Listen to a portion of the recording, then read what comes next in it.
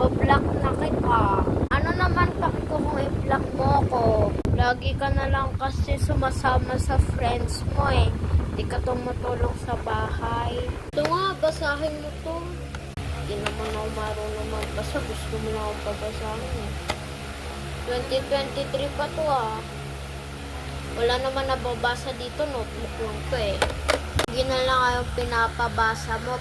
Tsaka pinapagawa ng assignment mo ka. Ano naman paki ko kung F ka. Hindi naman ako marunong sa math.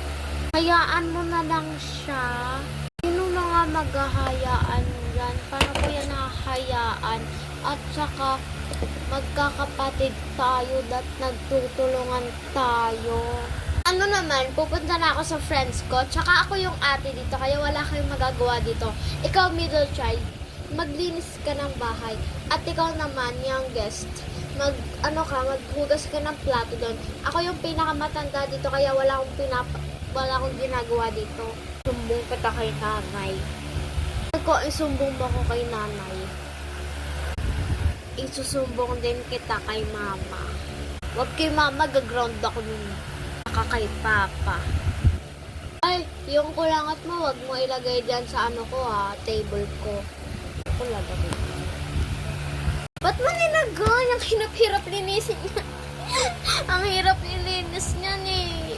Mas mahirap nga linisin tong buong bahay. Pinapakiskis mo pa, pati yung ano, labas ng ano, yung pinto sa labas, tsaka yung ano sa labas, tsaka yung pader sa labas.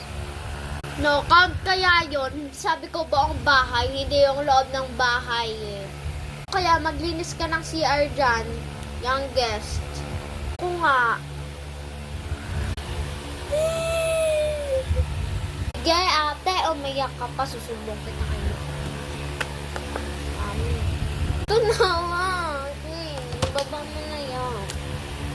Yung tumulong sa gawain bahay, yung babantot nyo, yung maging mabantot bago tong bawit ko, no?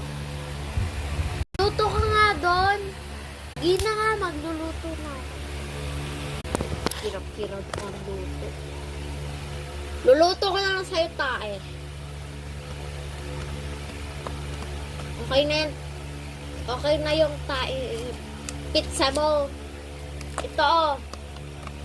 Pizza mo. Ang liit ng pizza, tsaka ba't ang ano ng ano, ba't color blue? Sumunod para color amihan.